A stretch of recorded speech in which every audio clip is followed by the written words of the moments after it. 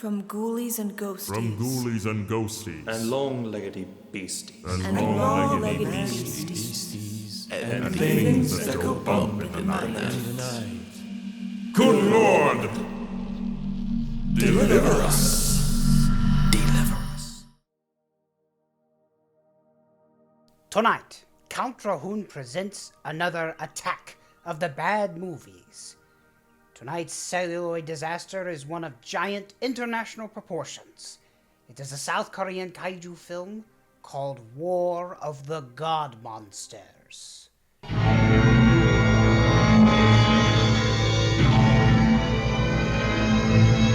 Your Count has seen movies from all over the world, and it warms my black heart to see other countries contribute to the Department of the Macabre. I was particularly excited about this one because, well, it's a South Korean kaiju film. I have enjoyed other films in the past, such as Yongari, the space monster Wangmagwi, and other genre films like Train to Busan. I'm a big fan of South Korean cinema, and after watching this film twice, I can confirm that it gets worse every time you watch it. The film opens up on a young lady who is traveling to the countryside. She is a journalist who is assigned to do a story about the eccentric Dr. Kim, who has lived in complete isolation for some time with his daughter after the death of his wife, and also because he is shunned by the entire scientific community because he has a theory that monsters once roamed the earth and they are due back at any time. She disguises herself as a nanny and housekeeper and forms a maternal bond with the most annoying little girl in the history of mankind.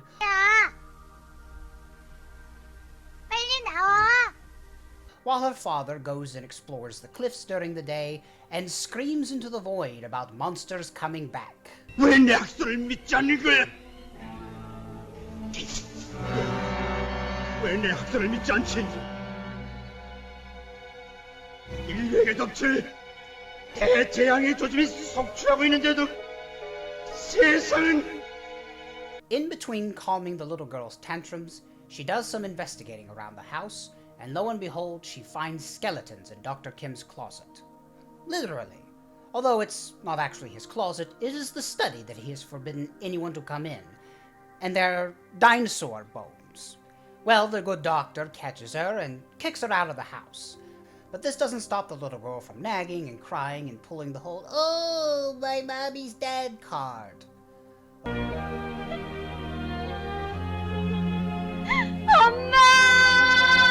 Of course, the journalist doesn't actually go anywhere. She decides to camp out on the front lawn, and she is actually attacked by a young man that she encountered on the bus on the way to Dr. Kim's abode. Come to think of it, I think they actually sort of staged the attack so that Dr. Kim would actually come outside and rescue her, and they can trauma bond, and Bob's your uncle, she gets to stay. For now. Until the real nanny/babysitter arrives, and even though the young journalist is quite beautiful and actually has a beauty mark rather than a tiny little kaiju dug in on someone else's face, she has to go back to the city. And when you know it, while she's in the city, we start to see the kaiju emerge. We have one out in the sea destroying ships, and then the other one who emerges on the dock. And I still have nightmares about that one.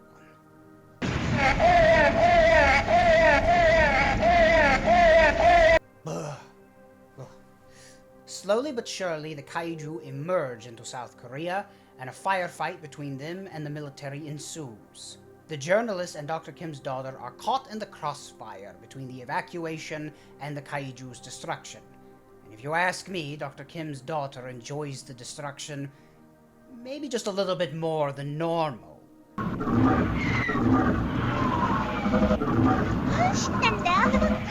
There's also a really disturbing scene in which a couple realize that they accidentally left their baby at home while the kaiju are destroying their village. The journalist and Dr. Kim's daughter are actually injured in the fray, which prompts the little girl to pull the whole, "Oh, my surrogate mommy's hurt. I need a band-aid because I scraped my knee."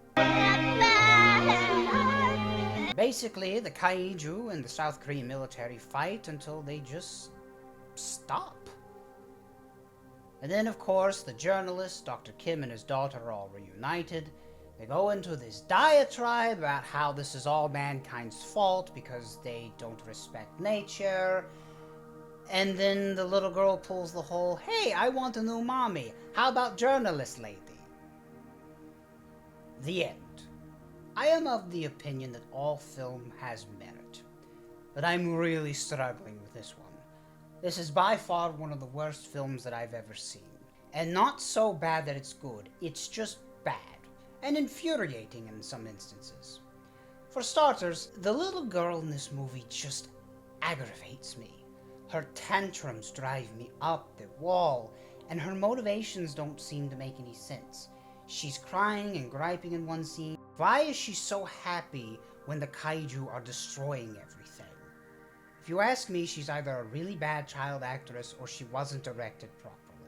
Normally, I wouldn't be so nitpicky about the human elements of a kaiju film, but there's just not a whole lot going for this movie. I don't understand why the monsters are referred to as dinosaurs in the film. Maybe something got lost in translation between Korean and English, or maybe this film needed about, I don't know, a dozen more drafts to sort of polish everything over. The character arcs in this movie don't make any sense. Why does everyone dismiss Dr. Kim as a crackpot, yet his theories about monsters roaming the earth have obviously come true? In my opinion, I think it's because Dr. Kim is so intense, it's hard not to dismiss him as a crackpot.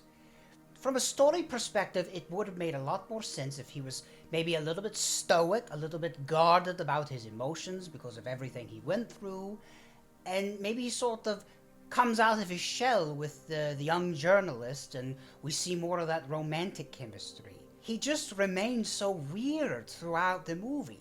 It's a mystery to me that she found him attractive or alluring. I think the kaiju parts were actually the worst bits. Some of the creature designs were fine, but then of course we get to the... I can't believe I'm about to say this. The twin bat vagina monster. It was repugnant. It was the most disgusting thing I'd ever seen, and I've seen the human centipede. Okay, I haven't actually seen that film, but it couldn't be any worse than what we had to sit through and endure with this film. And here is where the film becomes truly irredeemable in my eyes. I noticed that the kaiju sequences looked a bit older than the rest of the movie. The film was released in the 80s, and yet this footage looked about 10 or 20 years older. So I did a little bit of research, and lo and behold, I found out that these sequences were ripped off from original episodes of Ultraman. So I want to get this straight. The producers saw the episode of Ultraman with the twin bat vagina monster and said, you know what?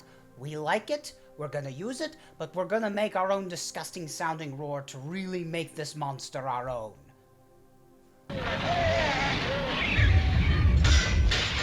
What is this movie? To me, that is the greatest sin of War of the God Monsters. It's okay to make a bad movie, especially if it's your first one. But you gotta have passion, and you've got to at least try to be original. And this film failed at both. I would have appreciated this film on some level if they had tried to create their own kaiju, but maybe the suits that they made weren't exactly the best quality. I would have totally given a pass on that if they had just tried, and they didn't. They merely ripped off of the work of other people, and for that, I cannot stand or sit for that. So this film, definitely avoid at all costs. But let me be clear, this is no reflection on SRS Cinema, the American distribution company that actually brought this film to America recently. I would have rather watched House Shark or Raiga, which is actually a really great low-budget kaiju film. Maybe I'll do a review on that one.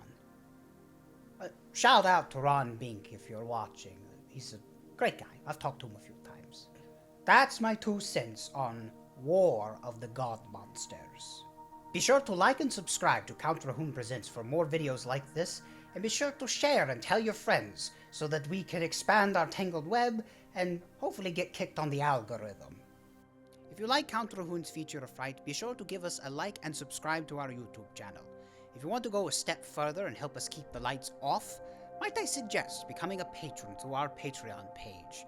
If you pledge a monthly donation on Patreon right now, you will get access to our private Facebook group and early access to any episodes of CountDrahoon's Feature of Fright, Vlog of the Undead, all content that we're working on behind the scenes, early and ad-free.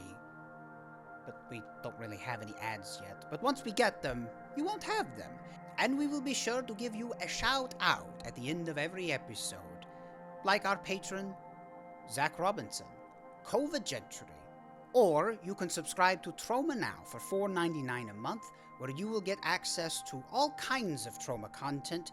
In addition to the Toxic Avenger, Sergeant Kabuki Man NYPD, you'll also get the unabridged versions of our radio plays. I hope you enjoyed tonight's show, and be sure to join us next time for yet another Feature of Fright. Until then, as far as things go when things go bump in the night, there are such things. From ghoulies and ghosties. From ghoulies and ghosties. And long-leggedy beasties. And long-legged long-legged beasties. And things that go bump in the night. Good Lord! Deliver us!